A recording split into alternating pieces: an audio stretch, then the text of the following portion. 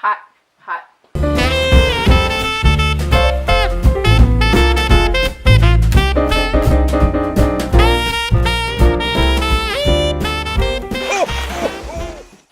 Hi guys, back again. I have already filmed this, but then I lost my SD card, so I'm doing it again. God, please don't let me forget anything. Okay, so for those of you who do not know, for November I picked a theme of No Shave November in honor of the cancer awareness movement that is causing men to just not shave this area code for the entire month of November, enticing people to ask him, hey bro, why aren't you shaving? And then they go, hey, cool, since we having a conversation though, let's talk about this cancer stuff, and are you getting checked like you're supposed to be? I will leave a link to the No Shave November website down below. It talks about their cause, why the No Shave November is a thing, and then gives links to all kind of awesome cancer awareness websites and cancer foundations. Not just cancer that pertains to men only, like prostate cancer, but like the Jude's Children Foundation, etc., etc. So check that out, please and thank you. So, first book series that I included, and I say series because I read 4 of these bad boys, is the Kate Daniels series by Ilona Andrews. Now, what is that you said? Ilona Andrews sounds like a girl name. Ha! Wait though. Ilona Andrews, I guess I should explain that for the month of November, my thing was to read books by male authors before I go off on this tangent.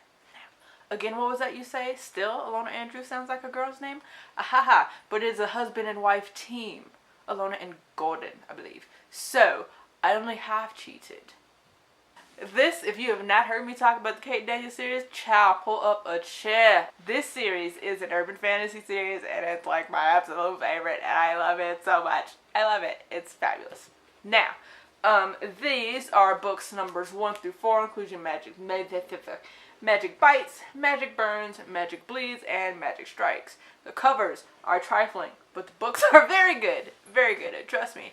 The main character, Kate Daniels, is a merc, basically, in a world that was a regular world like this one, and then some kind of magic wave hit. A lot of people transformed, a lot of creatures transformed, a lot of weird magical shit started happening, and now basically magic comes in waves that ebbs and flows. When the magic is up, electricity is down, and when the electricity is up, magic doesn't work. There are all kind of cool little ways around this, like cars that have dual engines that run on gasoline when the magic is down, and then when the magic comes back up, they run on basically enchanted water, and you have to chant, say a spell to get them going, and they're loud as shit. So a lot of people just ride donkeys and horses and jackasses and stuff. I just wanted to say jackasses. This is set in Atlanta, by the way. Kate Daniels is our merc, who has a bit of a kind of cloudy past. We don't really get too much of a look at in the first one. We just find out that Kate got some things going on that keep her from really being able to establish relationships with people. That's like close work relationships, friend relationships, romantic relationships, just relationships period. Like, she can't even like bleed in a place and not set it on fire. Like, shit's real. So in the first book, Kate as a merc is basically trying to find out who killed her, I want to say godfather, because Kate's parents are no longer around, and then she had a guardian. The guardian was killed. Now she's got the godfather, and she's trying to find out what happened to him. So it's a little bit of a mystery going on, and then we're also introduced to the world. And the world building in these books is fucking phenomenal. The reason I say that is because, I mean, it is in Atlanta, so there are a lot of familiar things that are in Atlanta now, but there are also some things that the magic wave kind of bastardized. So there is this place, I think it's like Snow Street or White Street or whatever, where it just snowed. Even in the summer when it was like 109 degrees, it snows on that one street all the time, because even when the magic is up, that little area, it just won't let it die. I mean, when the magic is down. There's also this place called like the Hive, and it's like almost like what modern day, current day like projects would be like. If there are any left. I know Cabrini Green in Chicago got torn down, but at any rate, it transforms in and of itself, and it just moves and warps, and it's low income, and that's why I said it's kind of like the projects, but people live there because they can't afford to live anywhere else, and they just gotta be real damn brave and gnarly because this place just transforms, and sometimes you go in and you don't ever find a way out. Even the buildings that are stacked on top of each other like flip and move and stuff. So it's all kind of interesting things. And there's also like the were creatures kind of a mythos was changed up. And then what I really enjoy is that the vampire origin mythos lore, whatever you'd like to call it, it's completely different than anything that I've seen before. So I really enjoyed this. I won't tell you how different the vampires are. It's just really cool, and you have to read it because it's a take I haven't seen before, and I really enjoy these. There are also really cool things like a lot of different cultures and religions are involved, and it's not a story to where like it's set in a major Christian setting, so all the magic is like either Christian religious involved or pagan involved. Like for instance, like crosses ward off vampires, but like a Quran wouldn't, kind of a thing. It's none of that. It's everybody's different culture, their magic based in their culture, and their prayers and stuff for their religion. All of it is a thing. It all works. So there are rabbis and golems and not necessarily jinn, but there is like a Neil Gaiman moment that got me because I was reading American Gods and it took me forever to figure out who was it Wednesday? Thursday? Shit. You know what I'm talking about. It took me forever to realize like, oh, that's who that is. There's a character in here that I've read these books. Probably I've read the series 4 times already by now. There's a main character in here, but I just realized what kind of creature he is and what he's based on. I didn't catch that crap until reading it like 4 times. But the little nuances, there's a lot of little nuances and details in this series that is just freaking amazing. So, Kay herself as a character is very kick-ass, very badass, very takes no prisoners type of a deal. She low-key kind of a bitch sometimes. But, I mean, she has to be. She can't keep people close to her.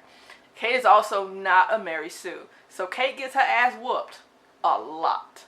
But she gets up and she keeps fighting. So it's not totally unrealistic to where it's like there's this person who just like you can't ever beat her. She just takes a lick, several licks, but it's her willpower and her determination to like save other people that causes her to get back up and to keep fighting. She's not like magically back on her feet even though like a healer helped her healing along. She didn't get back up in like a day after they like almost severed her spinal column and starts like whipping ass again. So I really enjoy that about these books. Now, there is a romance along the course of these, and it is a slow burn romance. I think they meet in this one, and I'm pretty sure they don't get together until like 3 or 4, like officially. So it is a slow burn. But, oh my god, the character that her romance just, I love him. I love him so much. He's like my favorite male love interest ever. Ever, even more than Khalid in The Rise of the Dawn, and that should tell you something because I love me some Khalid. Shut up, don't you ruin it for me. The main love interest in this one, Cha. There's a reason I love a shift of romances. There's a reason. Also, as we get further along and you get more of Kate's backstory, her backstory gets very intricate, and like religion and a lot of stories that were in the Bible and etc. kind of play a part in it, but they're rewritten. So it's like, I know you thought that was a this, but that was the creature that started off, like that was the origin of vampires or whatever the hell. Like not specifically that, but they take like stories in the Bible or people and they kind of like modernize it and say that was really this thing. Like it did happen way back then in Byzantine or whatever, but today that person's still around and he still has a penchant for doing this thing that he was doing in the Bible, and he's still very evil, very scary. So I really like that because that happens for not only like Christianity, but a lot of different like cultural stories and religions and lore and mythos, and it's very intricate and very detailed. And so I don't know why more people don't read urban fantasy and people just think it's effortless and there's no world building. The world building in these books, holy crap. And the characters that get introduced along the way, like there's character development, but I also do like that a lot of them stay true to themselves. They don't develop so drastically that you go back and read the first book and you're like, I don't remember them being like that. They're drastically different now. No, like it's more so like they learn not to do certain things to other people that other people don't like they get better with relationships and intrapersonal relationships and how better to deal with people, especially Kate, who in the first book is very much like, get away, I'm trying to save you, if you're friends with me you'll die. Like, it takes her a second to get to learn how to better interact with people and to accept other people's help and to accept friendship and being in a relationship and what that actually means. Not just like, hey, this relationship is magically gonna work, but like, what does this mean now? Like, I can't just be in a relationship now. I have to actually figure out how to do it without fucking up, because I don't do well with people. I've never had to take other people's feelings and thoughts and shit into consideration. So there's that kind of character development. I love these books so much. They're my favorite. They're 10 or 11 now. Next one doesn't come out till next year, but they're so good. I reread these in the month of November for No Shave November. So if you have not read them, go check them out. They are wonderful. And that is it for this video, guys. That is a kind of a review, really more of a gush on one of my favorite ever series with two of my favorite ever characters ever written. Ever. So read them. Thanks for watching. Bye, guys.